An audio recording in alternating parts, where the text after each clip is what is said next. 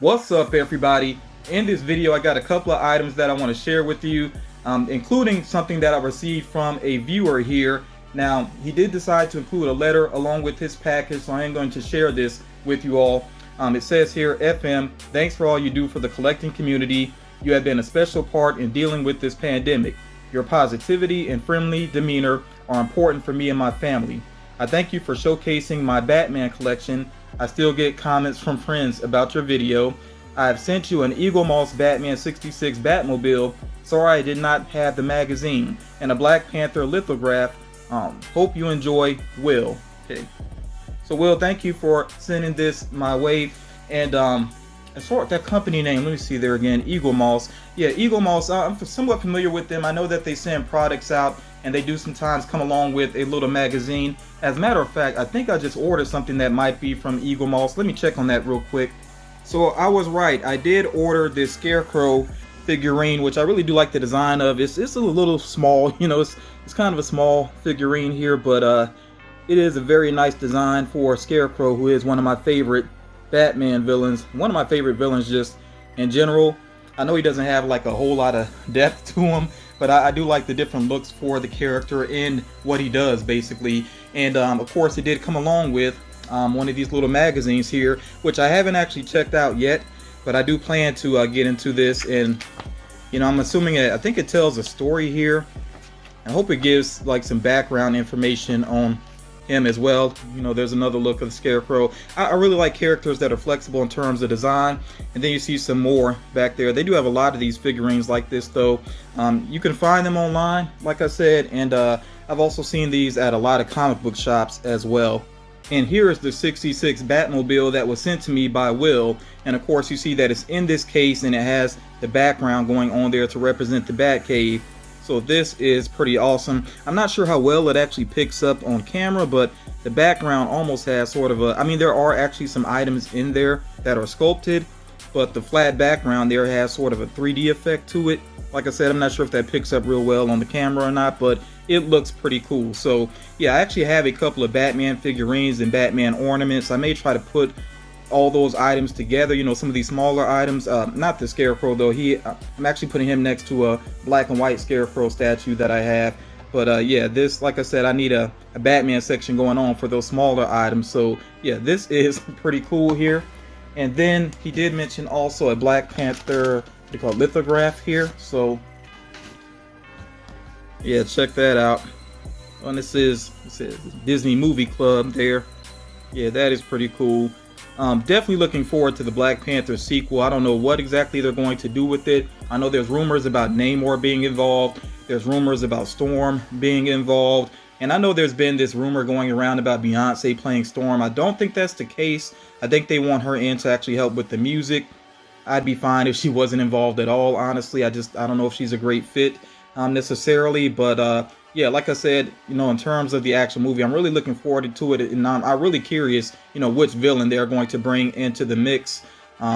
They have a lot of options, actually. You know, Black Panther does have a good number of villains, so we'll see what happens with that. Definitely let me know in the comments which villain you would like to see in the Black Panther sequel, especially you, Will. If you're checking this out, let me know, you know, what you would like to see them do with the Black Panther sequel. I do have here a Batman item that I purchased for myself. And there are, I believe, 4 of these. I think it's just 4 of these all together. So this makes number 3 for me. I just got one more to go. But I have here the Joe Ledbetter Batman. Of course, this is from DC Collectibles Artist Alley line. So this is a very different look for Batman. Of course, Joe Ledbetter, he does a lot of art involving animals. So when it came to the Batman related characters, he actually made them look like animals. And I have shared some of these previously on the channel. You know, I do have a couple of these in my collection. As a matter of fact, I do have this full set here. And as far as the Batman goes, I do have, of course, the common one. I do have the pink one. You know, I just got this black and gold one, and there is a glow-in-the-dark one as well. That glow-in-the-dark Batman is the last one I'm going to get, because I think you have to be a member of DC Universe to order it. Second Market is probably overpriced, you know, so I may have to either do like a trial of DC Universe in order to order it, or get some help from a friend that has DC Universe to get that glow in the dark one. The black and yellow, or some people may say black and gold here, I think it kind of looks more like yellow, you know, up close. But the coloring is pretty cool. You know, it's simple, but it definitely works very well. And I like the choices of where they actually put the yellow or gold, you know, on this particular statue. Of course, we got the fur here, which is very well sculpted. It almost looks more like feathers than fur, but of course it is a mammal. You know, that is a mammal, so that is meant to be you know, the fur there, which, like I said, is textured, sculpted really nicely, you know, just like with the others. I mean, the sculpting is the same on all of these, but the choices of where they actually put the yellow coloring and everything just makes it work really well. And of course, it does have the classic bat symbol there, which when this is just sitting on the shelf, you almost can't really see the symbol very well, but that is pretty awesome. Of course, he has his utility belt on. You know, these claws here, not too sharp like with the Catwoman. The Catwoman actually has some really sharp claws to it. I like the fangs there too as well. Yeah, so it's somewhat simple but pretty cool at the same time. Of course, on the back there, not much to see except, of course, the artist's signature, you know, Joel Ledbetter. So I do like his style. I think his style is pretty interesting. It works really well. If you like some, you know, offbeat interpretations of DC characters, then yeah, the Artist Alley line has a lot going on, and I know they got a lot more on the way. I'm definitely keeping my eyes open because yes, I'm certainly a fan of the Artist Alley line. I do have plenty of these by now, and like I said, I'm definitely going to get that glow-in-the-dark one of this Batman as well. I realize that we're only halfway through the year, but I mean, come on, I think you know, the Kraken is definitely one of the best Funko Pops of 2020. I think that's going to hold up as well. I can't imagine there being so many great pops that it just, you know, completely bumps the Kraken out of the top 10 for me personally. I'm not trying to speak for anybody else. You know, I definitely have to put that out there.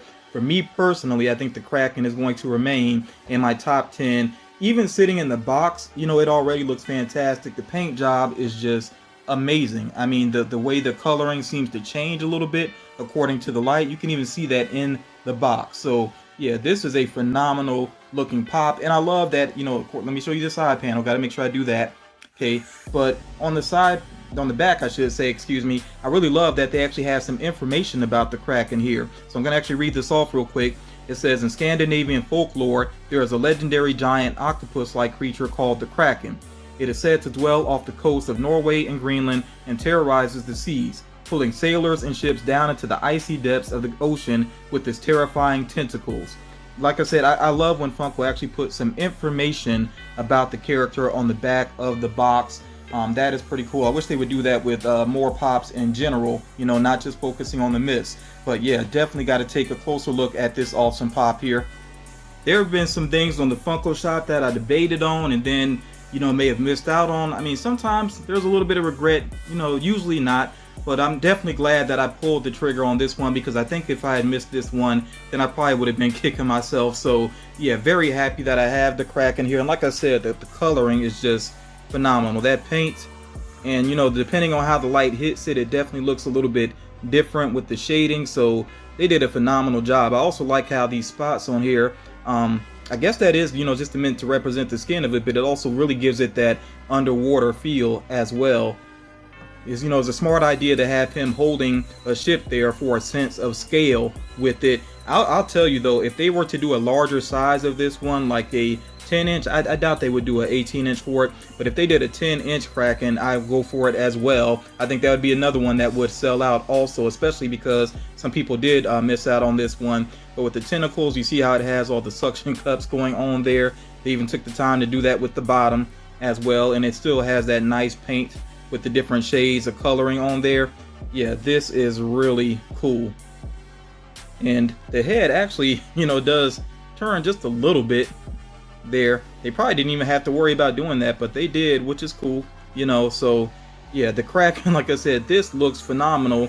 And you know, with the eyes, I mean, you can still tell that this is a Funko Pop here, but it's just really well done. And you know, I wouldn't be surprised if Funko does like you know, some color variants, maybe even a metallic one. Who knows? We know how Funko is. They do variants. I think if you're going to be a Funko Pop collector, that's just something you got to accept. Some people get aggravated about that, especially because they feel that it brings down the value of the originals. But it's just a part of the game. You know, they're going to do variants. That's just inevitable, especially for things that are popular. So if they do more versions of the Kraken, that gives more people opportunities to grab it. If they do a 10-inch, like I said, I definitely would be down for that. I hope I would get my hands on it, and regardless, I would keep this one. So yeah, like I said, I really feel like this is one of the top 10 of the year. I don't know where it's going to eventually fall on my list. I'm not saying it would be number one. You know, we'll see, you know, once the year ends, because I do plan on doing at least a top 10. I may do more than that. I may go to 15 or 20 by the end of the year, my personal favorites of the year. But yeah, like I said, you can expect to see this on the list. Will, thank you again so much for the kindness. I really do appreciate that.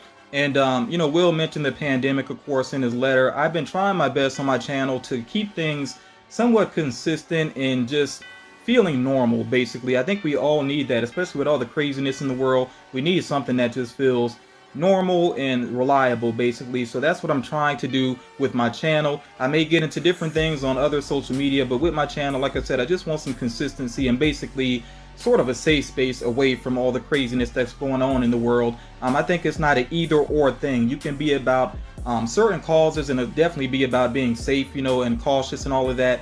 But also, you know, entertainment still matters as well, especially as somebody that has dealt with anxiety in the past before.